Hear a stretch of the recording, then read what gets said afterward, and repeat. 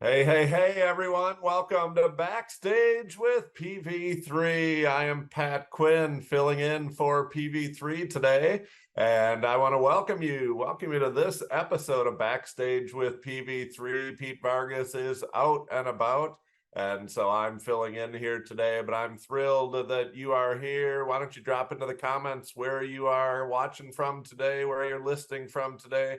We would love to hear that from you. And so I'm excited about today's episode because today's episode is going to be all about negotiating the perfect stage, negotiating the deal, negotiating your big opportunity. And if you like to use speaking to grow your business, like I like to use speaking to grow my business, this one skill, negotiating the stage, can be the difference between you having one of the biggest business days of your life and you having a day that is a disappointment that doesn't meet expectations. And so I'm excited that you are here today. I'm Backstage with PV3. It's PV3 list today, though. I'm Pat Quinn, and it's exciting to be here. So let's get right into it. You want to reach out to meeting planners so that meeting planners give you opportunities on other people's stages. Now, we all know the beauty of other people's stages. The beauty of using someone else's stage is that they spend the money. They spend the time. They put up all the collateral to build an audience. Some people have been building audiences for 15 or 20 years. Their credibility, their time, their blood, their sweat, their tears, and they have an audience.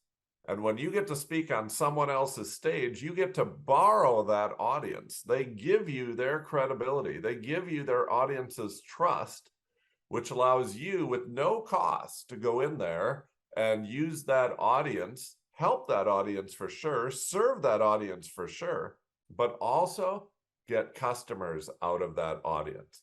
Now, if you're speaking at a live event, someone else gets to bear the expense of that event. Someone else gets to buy the expensive coffee, pay for the expensive ballroom, pay for the projector, pay for the screen, pay for the microphone, pay for the stage, not to mention the advertising that went into filling up the room.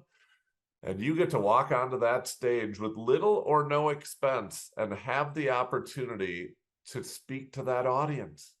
Now, not everybody in that audience is going to become your customer, but I'll tell you this, some of them will. Some of them are going to become your customers. And every time you do that, your business is going to grow. That's the power of OPS, other people's stages. And so there's a couple of keys to winning other people's stages. One of them is how you reach out.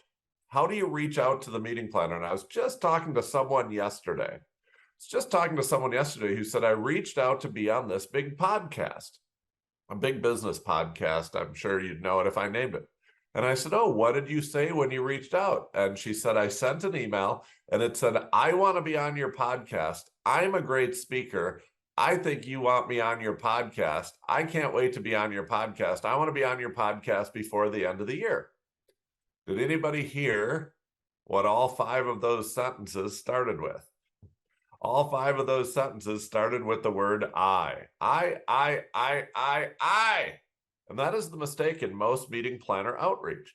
Most of the time when you reach out to a meeting planner, you are so excited that you start every sentence with I. I used to plan big events in the field of education. I would get probably 100 emails every week from people who wanted to be on my stages because I put thousands of educators into hotel ballrooms for training.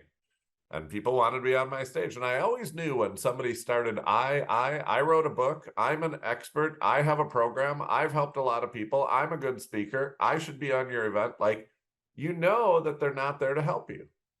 Now, when you reach out, I want you to start the first 5 sentences, whether you're sending an email, which is not my first choice, you're sending a text, you're making a phone call, you're sending a video, which is one of PV3's favorite methods, is to send a video.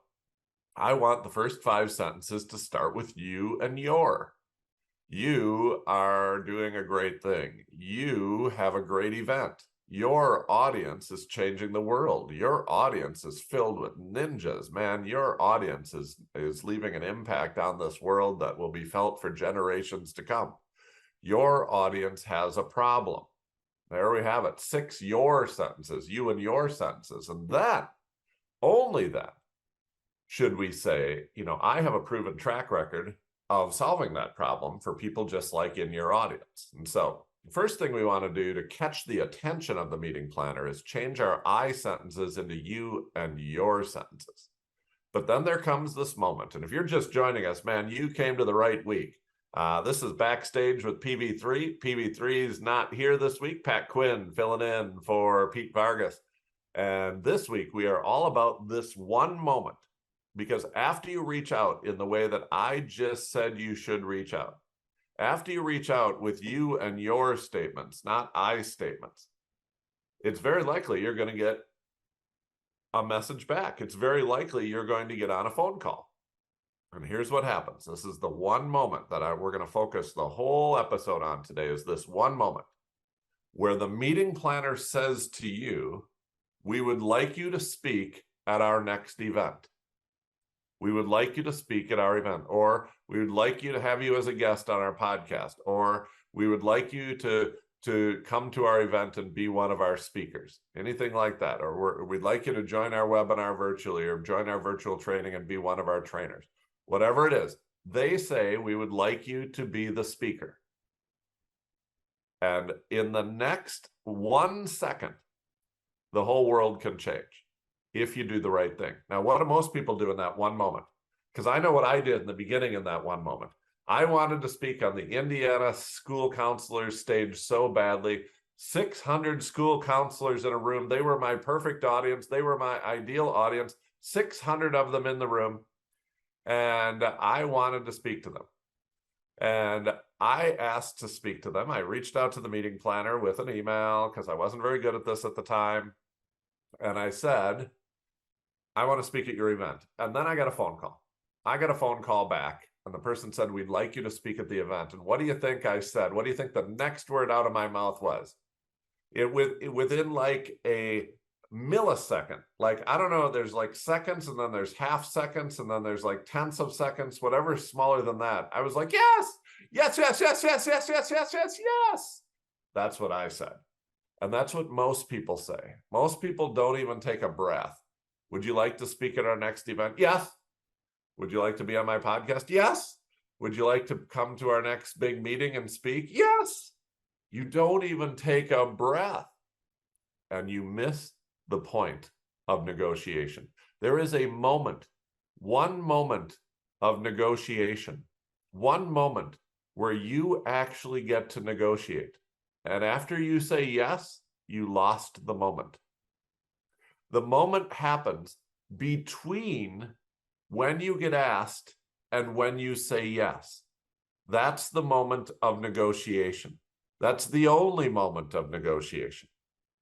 And so here's what I want you to do. When you reach out to a meeting planner and you get the call, when you reach out to the meeting planner and you get the email, when you reach out to a meeting planner and you get the text that says, we would like you to speak at our next event, don't answer yes.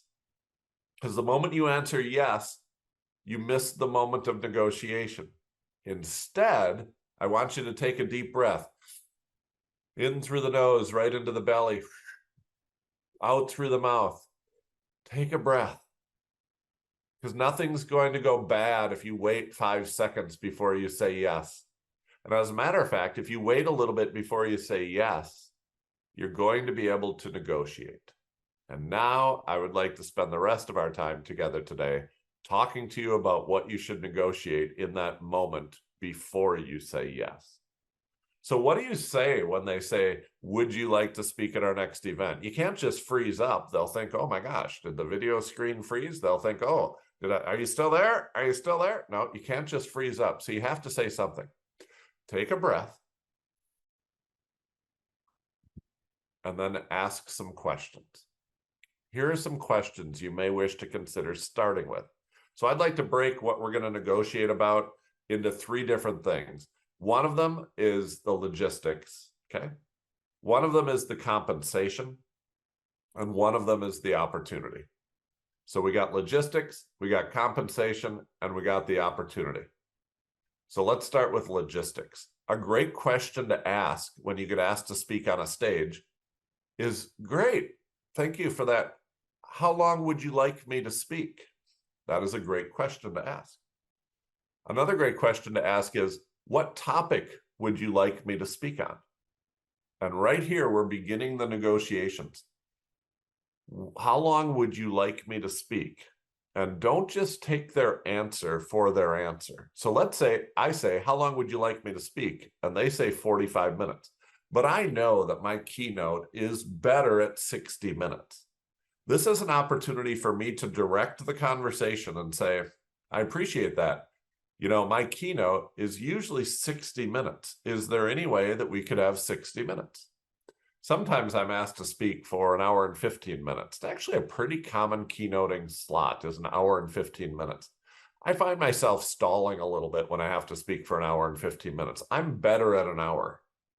And then I can say, when they say it's an hour and 15 minutes, I can say, you know, I can do an hour and 15 minutes if you want me to, but it would be a better presentation at 60 minutes. Is there any way you could make the presentation 60 minutes? So we can negotiate on the time. You should know what your best time is. You should know when you absolutely knock it out of the park. Is that 45? Is that 60? Is that 75? Is that 90? How long do you want? And what is your best topic? You can ask them what topic they want you to speak on, and then try to mix your best topic and that topic so you can give them your very best day. Now, the next question's a big one. Is this, how many people are you expecting at the event? How many people are you expecting at the event? And you want to write this down. And you want to make a note of what they said and when they said it. So you can say on November 2nd, they said there were going to be 200 people at the event. Okay. And would I be speaking to all of them? Or would there be multiple sessions going on at the same time and I would only be speaking to some of them? That is such an important question because you can be told you're going to a 200-person event, but if you're one of 4 breakout sessions or concurrent sessions or sessions that are going on at the same time, like the attendees get to choose, you're not going to get 200 people in your room. You're going to get 50 or fewer people in your room. So the 2 questions that we want to ask here is, how many people are you expecting at the event? And will I be speaking to all of them? Or will there only to some of them? Because you might be on the day before the event and you're just speaking to the VIP. Sometimes I got asked to speak at this big event the other day. There's going to be 1,500 people at the event. And I was like, cool, I know this event. I've been to this event. There's 1,500 people at this event. But I asked in that one moment before I said yes, remember what most people do is, would you like to speak at my event? Yes. That's the wrong thing to do. Would you like to speak at my event? Breathe. How long would you like me to speak for? How many people do you expect to be at the event? Will I be speaking to all of them? And when I asked her, will I be speaking at all of them? She said, no, there's going to be 1,500 people at the event, but we'd like you to do the pre-event dinner the night before for the 100 people who paid for VIP. And there you have it. Valuable information. Very valuable information. So it's a 30-minute dinner presentation the night before the event for only 100 of the 1,500 people. I'm getting good information here. I haven't said yes yet because I'm maintained. The moment you say yes, you lose the power to negotiate. And so ask questions first. And then I want to give you one more logistic question to ask. Where in the event would I be speaking? And this is a scheduling question. Like, it's a 3-day event. Will I be speaking on day 1, day 2, or day 3? Because I got asked to speak at an event that was Wednesday, Thursday, and Friday once. And my time was Friday at 4 p.m. Okay, it's a Wednesday, Thursday, Friday event. I'll tell you when the worst time is. Friday at 4 p.m. And it was a breakout session. There were a lot of people there for the event, but about half of them had flown out by Friday at 4 p.m. And then there were 6 other breakout sessions. So we had to take the number that were left and divide by 7. And that's what I got in my room. Not really worth the plane ticket to San Diego and the 3 nights in the San Diego hotel, was it? No, it was not. So where in the schedule would my presentation be? And what I want to hear there is on the first day. What I love to hear there is on the first day, right after lunch. I think the first, now opening keynote is a great spot to be. And if you're there and you're the type of person who's at keynote level, opening keynote, I'll never turn down the opening keynote. Everybody's excited to be there. Huh? You get in front of all of them. Oh, that's a great spot to be. But if I'm not going to be the opening keynote, first day right after lunch is one of my favorite spots. People come back from lunch all ready to go. Their butts aren't sore, their ears aren't tired, and they're ready to go. But here's the other question that people forget to ask. What happens right after I speak? Because here's what you don't want to hear. Oh, there's another speaker right after you. And here's why I don't want to hear that, because the only reason we're here today is to grow our businesses. And to grow our businesses using speaking, it means we have to give calls to action. We don't speak without giving a call to action. Now, that call to action might be something that's free so I can collect the leads in the room. I want to give a call to action. Maybe I'll give people a free download. They can download my free guide. And they can download. I was speaking the other day and I gave away my ultimate stage guide. Oh my gosh, if you guys don't have the ultimate stage guide yet, you need to grab the ultimate stage guide, which is just one of my instant access to thousands of stages that might be right for you to grow your business. And you can use all of this stuff when you download the ultimate stage guide. Oh, that was my download the other day. Don't worry about it now. I'm just kidding, Frank. We'll put the link there. It is ultimatestageguide.com. Ultimatestageguide.com. There it is. I wasn't just teasing you. I'm really giving it to you. Even if that's my call to action, I can't have another speaker take the stage right after me if I want to maximize the number of people who say yes to that. Now, don't even get me going about if I want to sell something. Let's say I want to sell something. I want to sell some products, or I want to sell some books, or I want to sell my workshop, or I want to sell my online course. And I want people to take action, either go to the back of the room and buy it, fill out the form and turn it in, come to my booth, whatever. If there's another speaker right after you, no one's going to take that action because they're going to hear you, love you, remember you until the next speaker takes the stage. And then they're going to hear that person, love that person, and do whatever that person says. So the worst possible scenario is right after you, we have another speaker coming up right after you. The best possible scenario is right after you, we have a break. And we've gone as far, because you guys know that Pete Vargas himself, the stage whisperer, PV3 is the ultimate stage negotiator. And he doesn't just negotiate a 15-minute break after a presentation. He negotiates a 30-minute break after our presentations, because you want to give the audience time to take action and go to the bathroom, or take action and get something to drink. And so that is what you want. When you ask where you are on the schedule, you want to be as early as possible in the schedule. You do not want to be on day 3 of a 3-day event. You don't want to be on day 2 of a 2-day event. You want to push it up. So here's what I do sometimes. The event is Thursday and Friday. They call and they say, hey, our event is Thursday and Friday in, February or whatever, 3 months from now. It's on Thursday and Friday. I say, hey, how many people are going to be there? Is it a breakout or is it a keynote? And where in the schedule did you have me? And then I go, we had you on Friday, right after lunch. And I'm like, you know what? I have some other things on Friday. Do you have any openings on Thursday? Is it possible I could do it on Thursday? And like 3 out of 4 times, they're like, oh yeah, I'm sure we could shift somebody on Thursday to Friday and put you on Thursday. Like, you just have to know what you want. Most people don't know what they want. They don't know how long they want to speak for, so they just take whatever they get. They don't know what topic they want to speak on, so they just ask, what topic do you want me to speak on? They don't know that they want to break after their session, so they just say, where am I? Or they don't even ask. They just show up and realize there's another speaker right after them. And they don't know that they want to be earlier in the event, not later in the event, so they just take the spot on the last day. Know what you want logistically, and you're going to get it a whole lot more often than you would if you don't know what you want. So those are the logistic questions at the point of negotiation. And you want to get into them by asking questions rather than saying yes. If you're just joining us, we are negotiating. This is the moment after the meeting planner has said, we'd like you to speak at our next event, and before you say yes.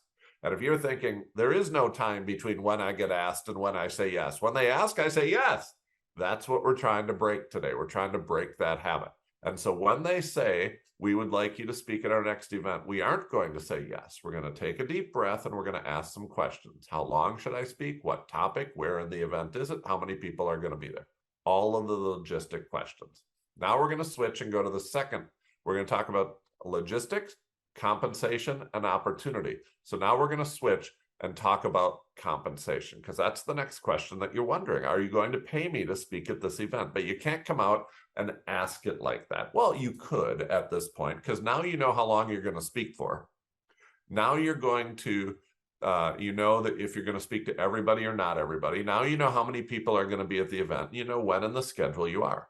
And by the way, I said you should ask for day one.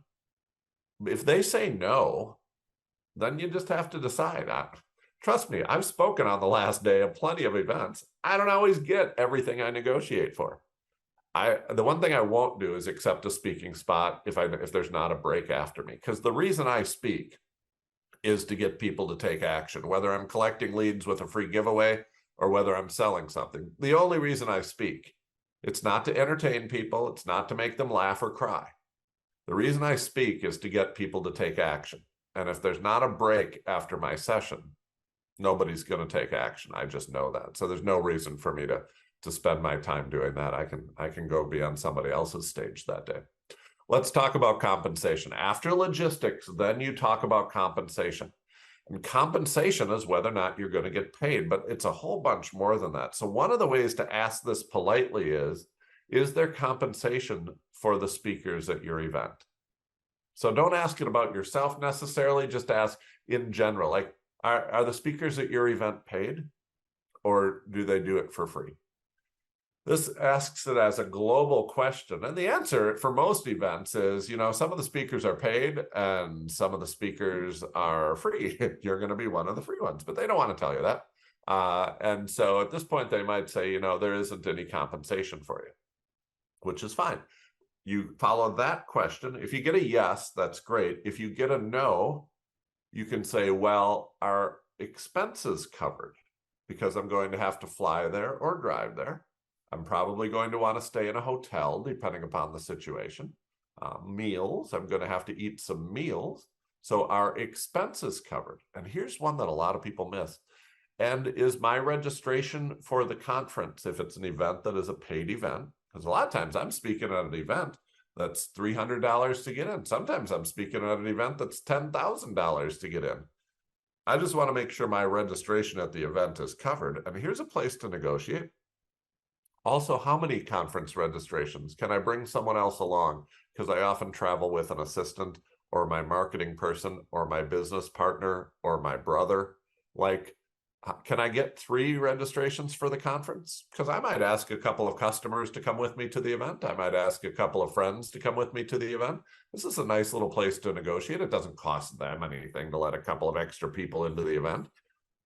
Now, if you have everybody here has a speaking fee, and I know what you're thinking. I've never been paid for speaking. It's okay. You still have a speaking fee. Let's just say your speaking fee is $5,000. For people who don't have a speaking fee, I usually suggest right off the bat, you select either $3,000 or $5,000. And you can pick. If you have a speaking fee that's higher than that, that's great. Keep it.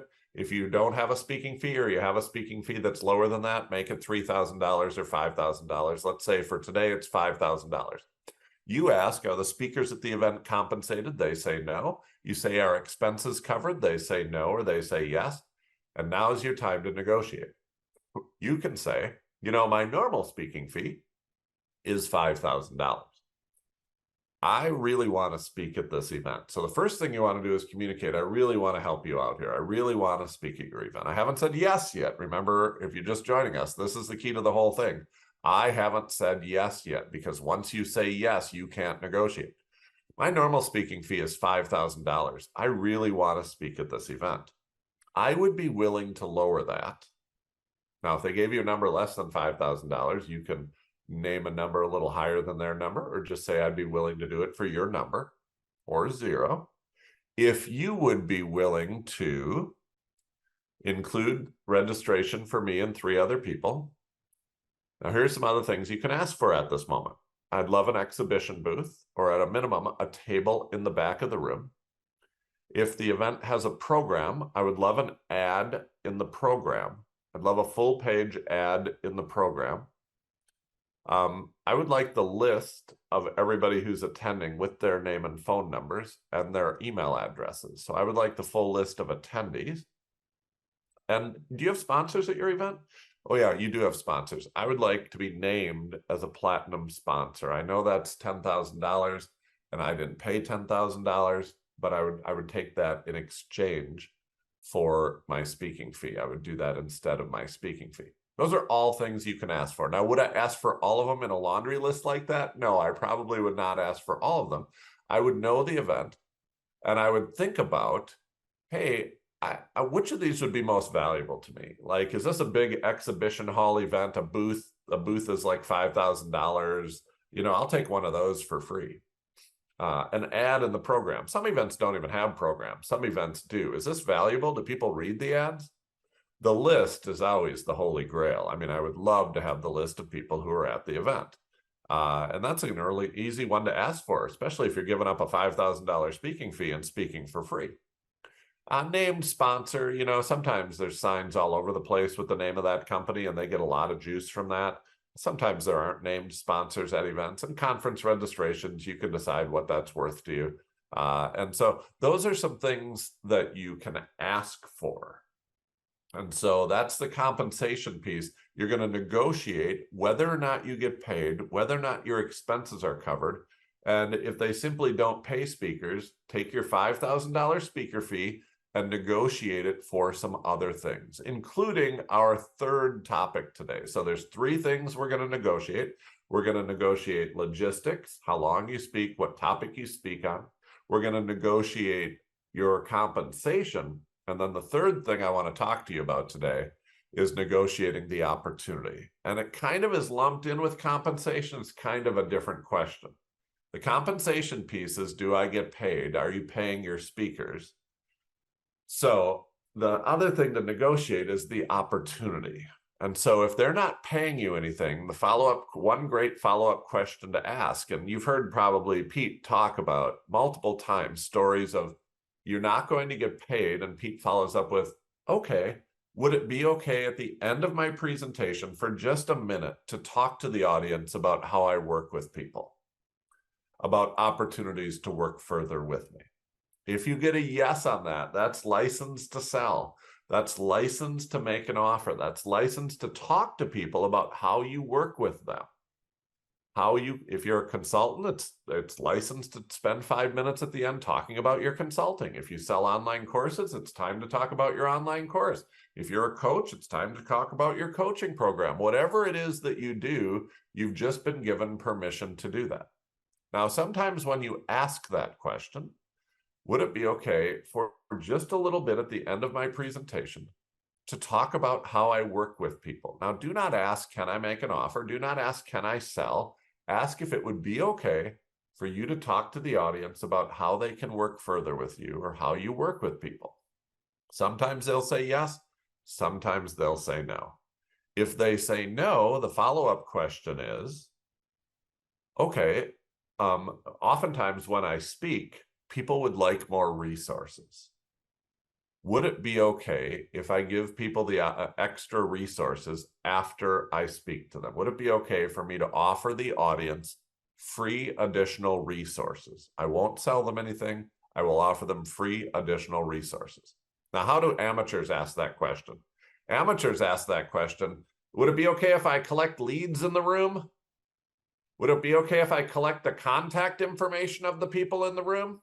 That is an amateur asking the question.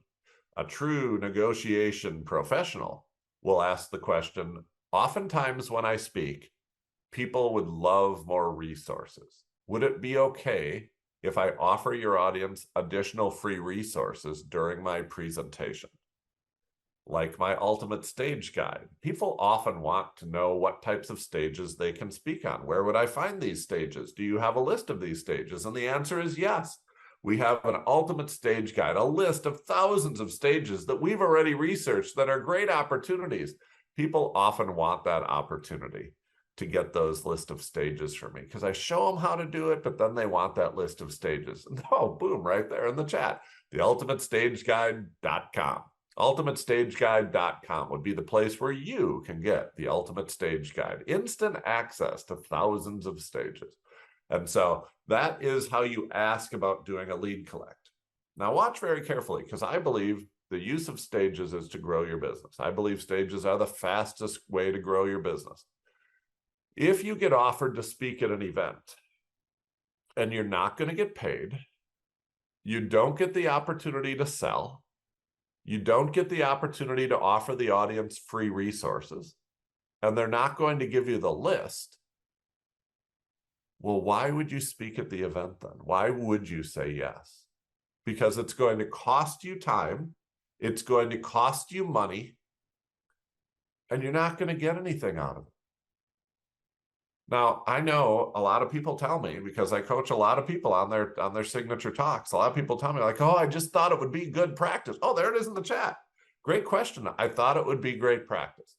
I'm going to give you permission to do 3 of these for good practice. Other people will say, I just want to get known. I just want to get known. I don't want you to get known.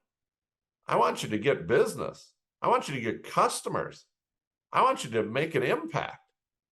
I'm telling you, the reason to speak is to either get paid, which is okay, make an offer, sell something, which is awesome, collect leads, which is great, or get the list, which is the same as getting leads.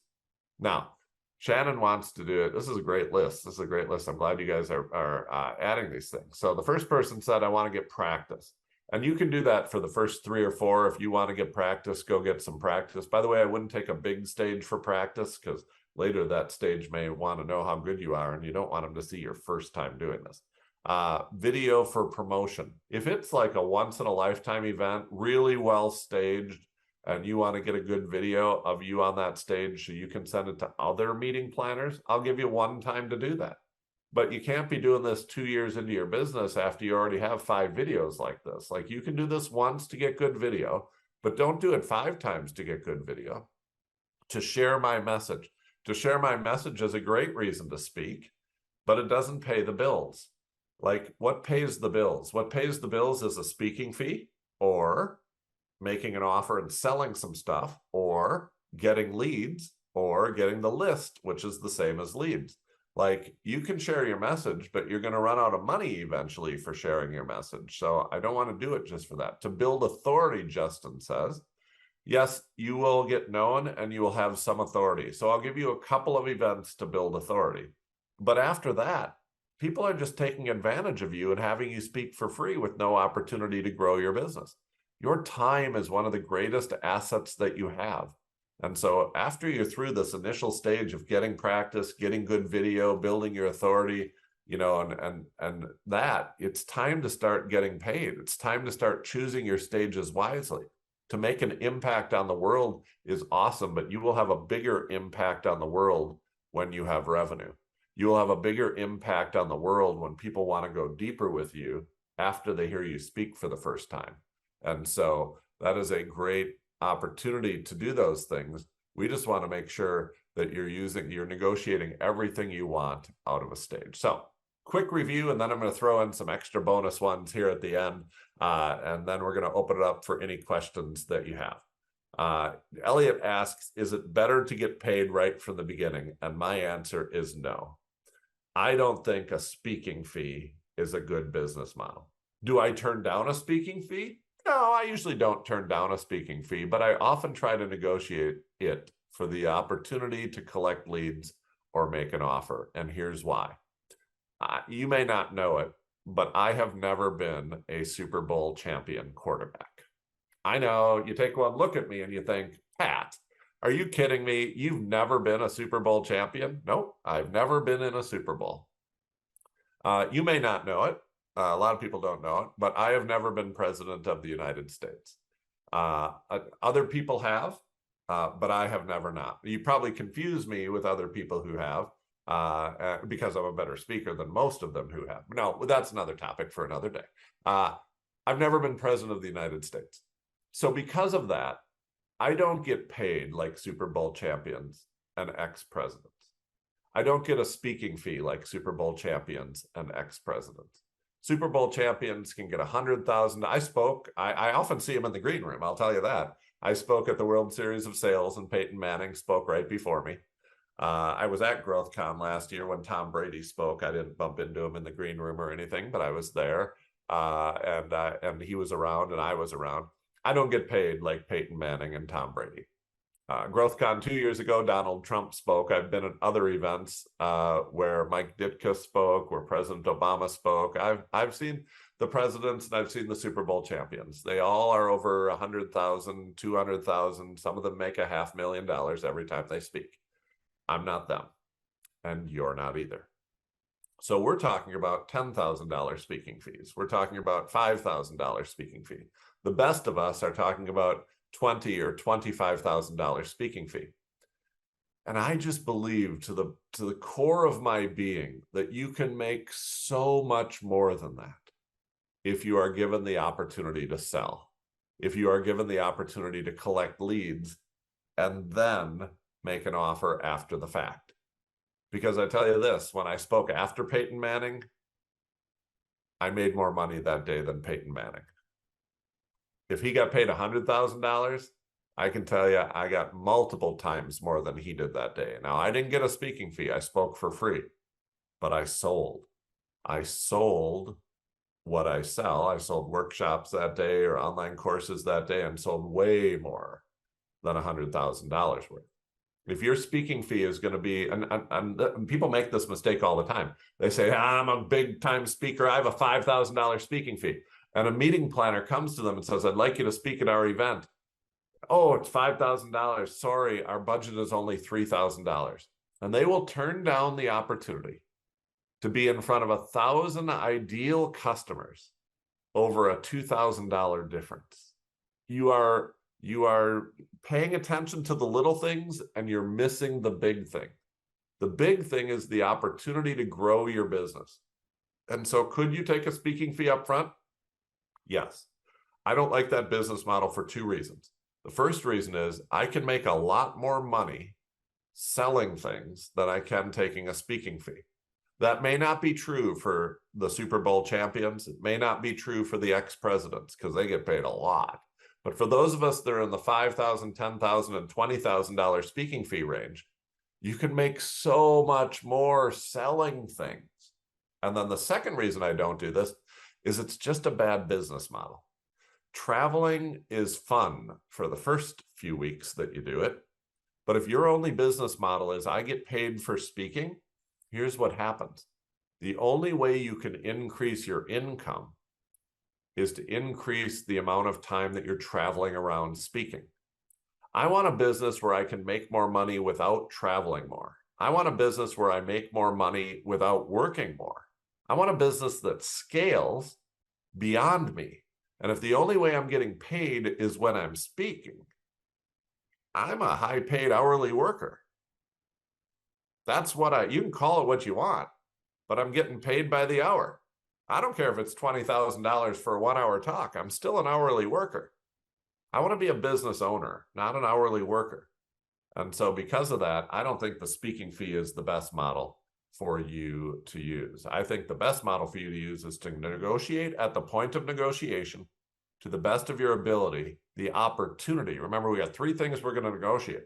We're going to negotiate the logistics, the compensation, and the opportunity. And the opportunity is the one that is going to really be your business model. The opportunity to sell, the opportunity to collect leads, the opportunity to get the list. Those are the opportunities that we're negotiating. Now, a couple of other things that you probably have never thought to negotiate. You would do these at the end, but again, before you say yes.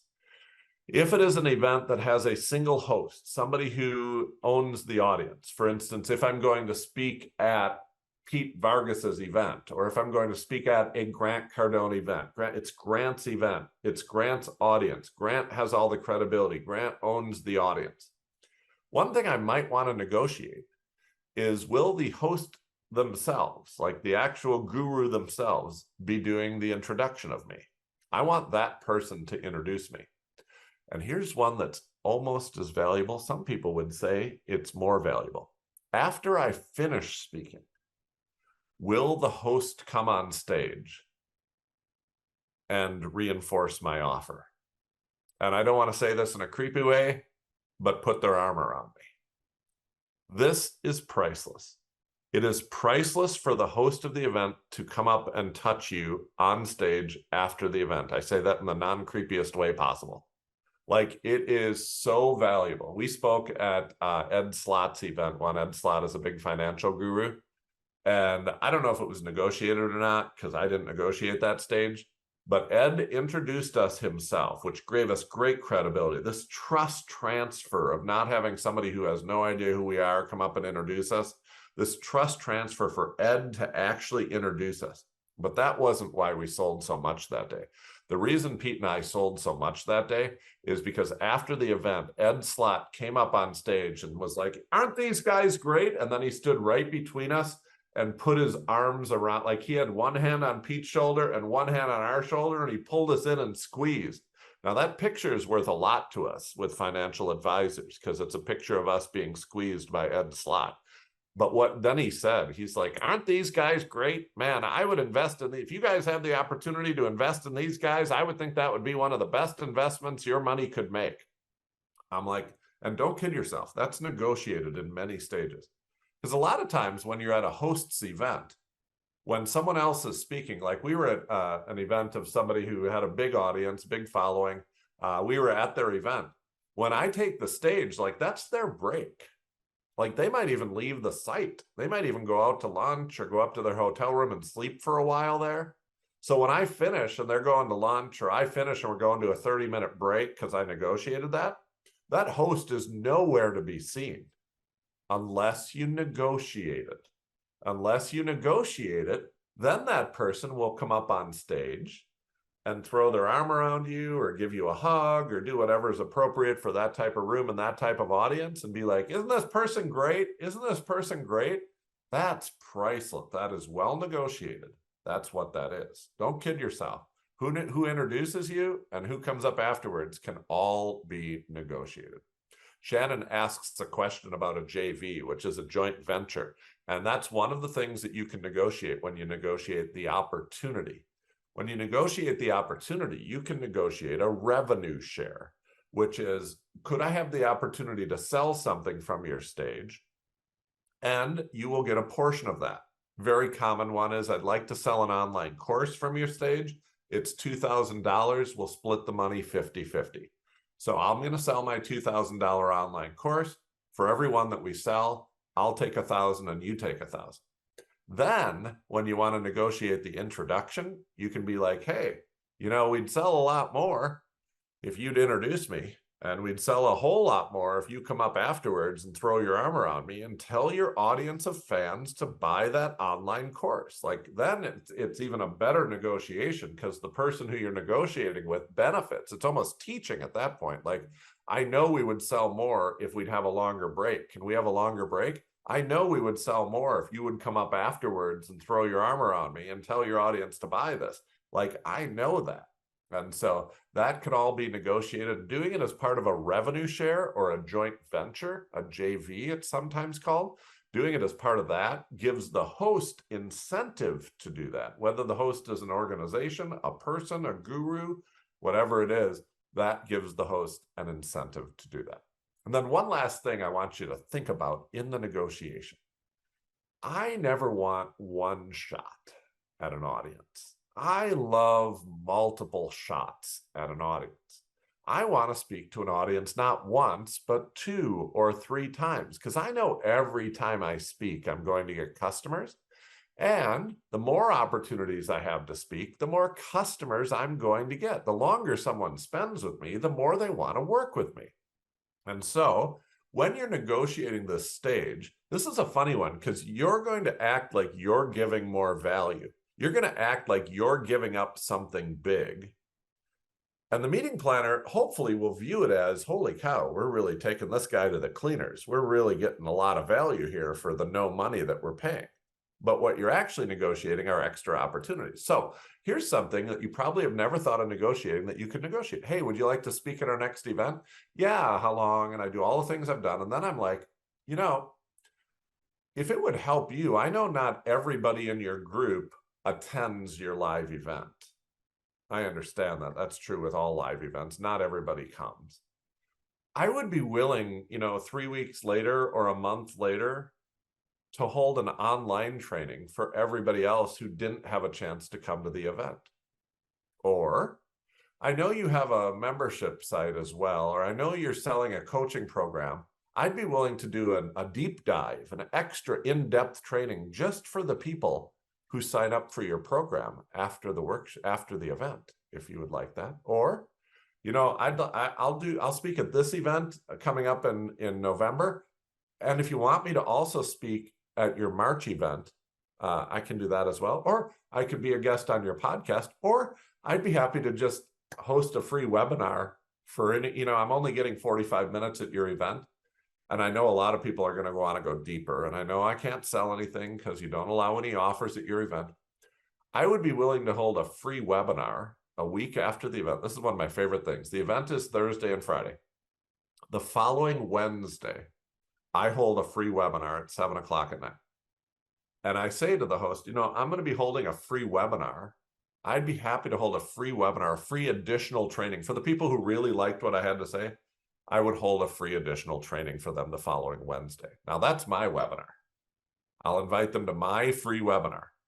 I know I couldn't make an offer on your stage. I know I couldn't collect leads on your stage. I know you wouldn't give me your list, but you did allow me to invite anybody who wants to learn more to my free webinar next Wednesday. And there, it's my event, my Zoom account. I can make whatever offer I want. I can sell anything that I want at that event. I get the registration information from that event. That is a value that I give you. I'll do an additional training for the rest of your group, an additional virtual training. I spoke at a big event. I don't know if you guys know this organization where we spoke at their event and they had a live event, but they've got like 10,000 members all over the country. And I spoke at their live event, which had about 300 people at the event. And I said, there's 97 people in your organization who aren't here. I would be very happy to do a free training for all of them as well, virtually. And we're setting that up. We're doing that in December. They thought I was giving them an extra hour of my time, extra training. I'm like, there's 300 people here. There's 10,000 people in this organization. We're not even getting the tip of the iceberg. And so that is a great opportunity for you to do that and to get an extra opportunity. I like multiple chances at one crowd. I like multiple opportunities to speak to an audience because I know every time that happens and I'm giving it as value. It's part of the negotiation. So a quick review. The biggest mistake that people make when they reach out to meeting planners is they start every sentence with I. When you reach out to a meeting planner, you should start with you. You are killing it. Your audience is great. You are changing the world. Your event is the bomb. Your event is awesome. Your audience has a problem. Those are all you and your sentences. So that's how you're going to get the callback. Now, when the callback comes, whether that's an email, a text, or a call, your first instinct, trust me, I've done it. Would you like to speak at our event? Yes. Like you don't even wait a second. Resist that temptation. Take a deep breath and negotiate. You only have one moment of negotiation. The negotiation happens between when you are asked and when you say yes. And if you miss that so many people say yes, and then a week later they send an email that says, oh, by the way, when is my time slot? Or, oh, by the way, can I make an offer? There's no need for that meeting planner to give you anything at that point. That meeting planner is like, no offers, and you're Friday afternoon at 4:30. And you get nothing you can do. You already said yes. Don't miss the point of negotiation. And when you get to the point of negotiation, negotiate on three things. Logistics. How long do I speak? When are the breaks? What day of the event do I speak at? Compensation. Do I get paid? Do I get my expenses covered? Can I negotiate my speaking fee down to get some other things that I want? And then the third thing is opportunity. Can I have the opportunity to sell? Can I have the opportunity to give something away to collect leads? or are you going to give me the list of everybody who was there? That is how you negotiate the perfect stage, the perfect speaking opportunity. I'm Pat Quinn, sitting in for Pete Vargas today on Backstage with PV3. This is how to negotiate the perfect stage.